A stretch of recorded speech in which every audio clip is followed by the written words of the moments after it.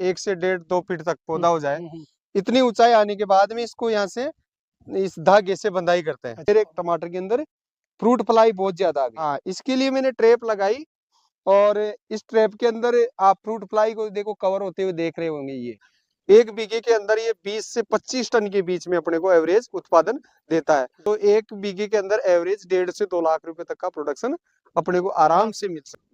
नमस्कार किसान साथियों, स्वागत है आप सभी का एक बार फिर से एग्री फैमिली के ऑनलाइन प्लेटफॉर्म पर।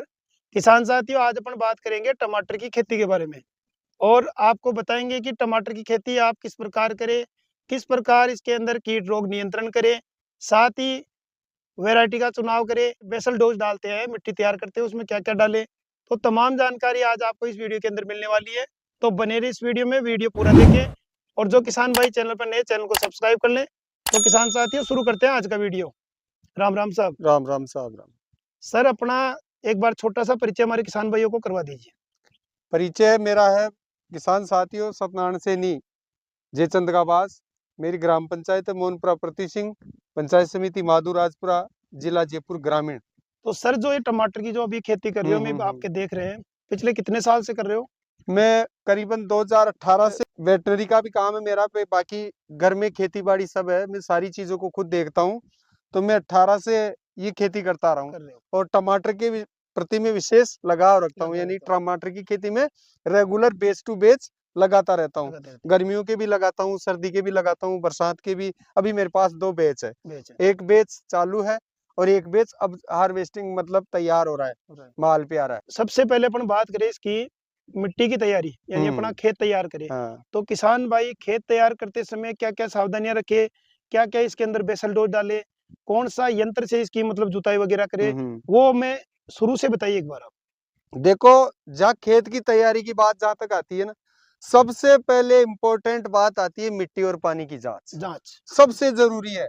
उससे अपने को यह आइडिया लग जाता है कि अपनी जमीन के अंदर पानी का पीएच कितना है और जमीन के अंदर न्यूट्रिशन यानी पोषक तत्वों की मात्रा कितनी है। अगर ये सिस्टम समझ के अपन खेती करेंगे ना टमाटर की, तो अपने को आगे जाके समस्या इतनी नहीं आएगी।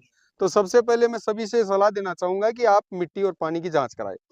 फिर उसके बाद में जांच की रिपोर्ट आती है, उसके अनुसार अपने को उसमें फर्टिलाइजेशन और खाद का चयन करना है कि अपनी जमीन के अंदर पोटाश कितना है, फास्फोरस कितना है, नाइट्रोजन कितना है, जिंक कितना, ये अपने को आइडिया बन जाएगा। उसके बाद में अपन इसकी गहरी जुताई करते हैं। जुताई करने के बाद में वो खाद डालते हैं और गोबर की खाद भी लेनी है, जो भी है फंगस वगैरह की दवाई वो डालनी है पहले। फंगिसाइड डालनी है और ये नीमाटोड, इसकी शिकायत ज्यादातर जमीनों में आती है। तो नीमाटोड के लिए अपने को पहले कार्बोफ्यूरान, माइक्रोन्यूट्रंस वगैरह सारा सिस्टम खेत में डाल के 4 दिन तक खेत को छोड़ना है। फिर बेड तैयार करते हैं। जैसे ये बेड तैयार हो गया, अब इसमें बेड से बेड की दूरी अपन रखते हैं 2.5 से 3 फीट। अच्छा, अगर हाँ ये दूरी अपन उचित बना के नहीं रखेंगे तो पौधे हम फंस जाएंगे।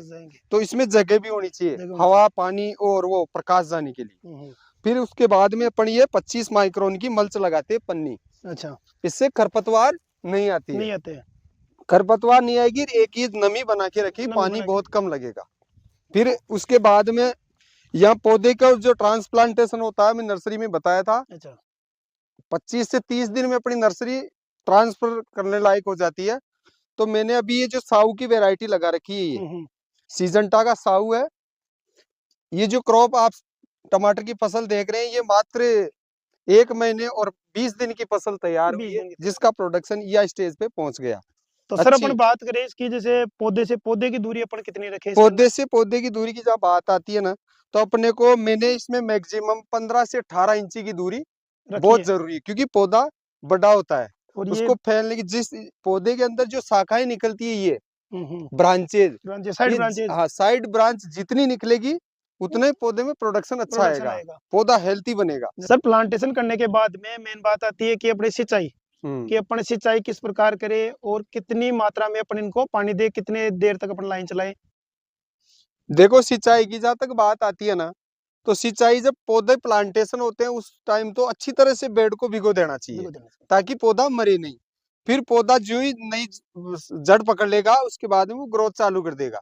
तो उसके बाद में जैसे सर्दियों की बात करें तो 8 से 10 दिन के अंतराल पर अपने को नियमित ड्रिप सिंचाई करनी चाहिए, और ड्रिप को ज्यादा नहीं चलाना।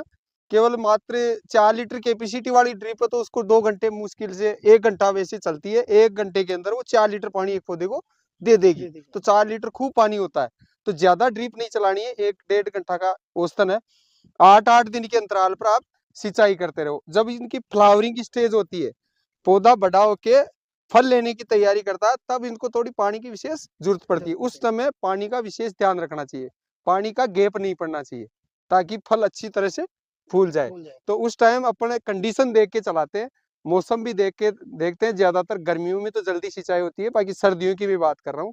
सर्दियों में 5 से 6 दिन के अंतराल पर फ्लावरिंग स्टेज पर इसमें पानी चलाना चाहिए। जैसे अपनी फसल ग्रोथ करती है तो इसमें कई प्रकार के न्यूट्रिएंट की आवश्यकता पड़ती है ताकि अपनी फ्लोरिंग भी अच्छी हो और फ्रूटिंग भी अच्छी हो। तो इसके लिए कौन कौन से माइक्रो न्यूट्रिएंट और मेजर न्यूट्रिएंट आप चलाते हो? मेन पोषक तत्व है वो है फास्फोरस और पोटास और नाइट्रोजन। ये 3 चीज की जरूरत पौधे को बनाने के लिए पड़ती है बहुत ज्यादा जरूरत पड़ती है। तो उस टाइम ये तीनों चीज देते हैं। अब जब फ्लावरिंग स्टेज पर पौधा आ जाता है तब सूक्ष्म पोषक तत्व जैसे बोरान है, फेरस है, मैग्नीज है, ऐसे जो पोषक तत्व है इनको मैं स्प्रे के माध्यम से पत्ती द्वारा देता हूं। जो ड्रिप में है ड्रेंच करते हैं वो तो एनपीके जैसे 52-34 आ गया, एनपीके 19-19 आ गया, मेजर न्यूट्रिएंट्स है, उनकी फिर बाद में जरूरत नहीं पड़ती है। पहले पौधा लेता रहता है, फिर बाद में सूक्ष्म पोषक तत्व फूल बनने से लेकर पकने तक जो क्रिया होती है ना, वो सूक्ष्म पोषक तत्व बहुत जरूरी है। प्लांटेशन कर दिया, अपनी पौध अपने बेड पे लगा दी। बेड पे लगाने के बाद में बात आती है अपनी जैसे बंदाई की, जैसे ये कर रखी है अपने वायर लगा रखी है, धागे बांध रखे हैं, तो ये कितने दिन पे करते हैं और कितने हाइट पे करते हैं? ये जो बंदाई की जब बात है तो ना, ये है अपने पौधे की हाइट अच्छी हो जाए, कम से कम 1 से 1.5-2 फीट तक पौधा हो जाए। इतनी ऊंचाई आने के बाद में इसको यहाँ से इस धागे से बंदाई करते हैं। अच्छा। धागे से बंदाई करने से पौधा इधर उधर हवा के वेग से गिरेगा नहीं, एकदम संतुलन में रहेगा और इसमें ब्रांचें अधिक निकलेगी। ये एक वायर लिया आपने, जीआई वायर, इससे इसको बांधा है और एक सूत का धागा है, उससे इस पौधों को कैंची टाइप में बांधा रहे। अच्छा। तो बांधने से क्या है, पौधों की ये बैलेंसिंग में रहते हैं और इसमें प्रोडक्शन अच्छा आता है। दूसरी बात, अपन इसमें खेत में आराम से घूम सकते हैं, ये जगह अपने लिए सुरक्षित रहेगी। आप जब फलों की तुड़ाई होगी तो यहाँ खड़े रह के आराम से तोड़ सकते हैं। इसके अंदर कई प्रकार के कीट लगते हैं और कई प्रकार के बीमारियां भी इसके अंदर आती है। तो किसान भाई क्या होते हैं कि वो समझ नहीं पाते कि कैसे तो इनका नियंत्रण करें, और ये कौन सा कीट लग रहा है उसके सिम्टम का पता नहीं चल पाता है। तो हमारे किसान भाई को आप बताएं कि इसमें सबसे प्रमुख रोग कौन सा लगता है, साथ ही इसमें सबसे मेन कीट कौन सा लगता है और उनका नियंत्रण अपन कैसे करें? हाँ, इसमें बेसिकली जैसे मान लो रोगों की बात करते हैं तो एक तो फंगस का, जुड़सा की तो एक बीमारी खतरनाक होती है टमाटर के अंदर, अगेती जुड़सा और पचेती जुड़सा, ये एक फंगस के प्रकोप से आता है। अच्छा। तो उस फंगस का ट्रीटमेंट है वो इलाज में देता हूँ। जैसे फंगीसाइड यूज किए, मार्केट के अंदर आती है सीओसी आ रही है, कोपरोक्सीक्लोराइड, M45, कार्बनडाजिम, मैनकोजेब और ट्राइकोडर्मा, ऐसी कई फंगीसाइड है, मेटालेक्सिल। तो ये फंगस का अपने को सबसे पहले ट्रीटमेंट करना है। कीटों की बात आती है, अभी कीट इसमें मेरे जो टमाटर में अभी मैं बता रहा हूँ वर्तमान में, फ्रूट फ्लाई जो होती है, फल मक्खी। अच्छा। ये फल जब फल लगते हैं पौधे के, उस साइक्लिक्स के अंदर ही आती है और पौधे के अंदर, फल के अंदर डंक मारती है। उससे पौधा का जो फल है वो बिल्कुल साइज खराब हो जाता है और अंदर इसमें इल्ली पैदा कर देती है, इल्ली पैदा हो जाती है और फल को फूलने ही नहीं देती है। अभी मेरे टमाटर के अंदर फ्रूट फ्लाई बहुत ज्यादा आ गई। हाँ, इसके लिए मैंने ट्रैप लगाई और इस ट्रैप के अंदर आप फ्रूट फ्लाई को देखो कवर होते हुए देख रहे होंगे। ये स्प्रे अपन करते हैं तो ये उड़ के चली जाती है, तो इसका कोई इतना विशेष इलाज नहीं है। तब ये ट्रैप मैंने यूज की है, इसी को, ये पीला कलर है, इसके अंदर ये आके चिपक जाती है, अट्रैक्ट होती है। हाँ, अट्रैक्ट होती है इस कलर के ऊपर और ये चिपक जाती है। तो इससे बहुत मेरे को नियंत्रण मिला। इंसेक्टिसाइड आता है वो कॉन्टेक्ट और मार्केट के अंदर सिस्टमेटिकल आता है। तो इंसेक्टिसाइड है ना, वो इतना प्रभावी नहीं रहेगा क्योंकि वो इसके संपर्क में नहीं आएगी। अच्छा। उड़ के दूर भाग जाएगी, अपने इंसेक्टिसाइड का यूज करके गए और वापस आके अटैक कर देगी। तो इससे सिस्टेमेटिकल इंसेक्टिसाइड का यूज अच्छा रहता है। सर, अपन बात करें इसके उत्पादन की कि भाई इसमें कितना अपना उत्पादन हो जाएगा, तो सबसे पहले अपन बात करें एक पौधे की, तो एक पौधे से अपन को कितना उत्पादन मिल जाएगा, और 1 बीघा पक्के की अपन बात करें तो उससे कितना उत्पादन हो जाएगा और कितना माल अपने इसमें निकलेगा, और सेल करने के बाद में अपन को कितना क्या भाव मिल जाएगा। तो कुल मिलाकर अपन देखें तो किसान भाई कितना मतलब मार्जिन ले सकता है 1 बीघे से।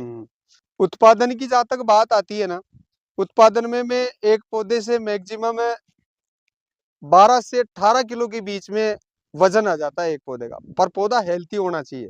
ये डिपेंड करता है अपनी जमीन और पानी के ऊपर और अपने पोषक तत्व मैनेजमेंट के ऊपर।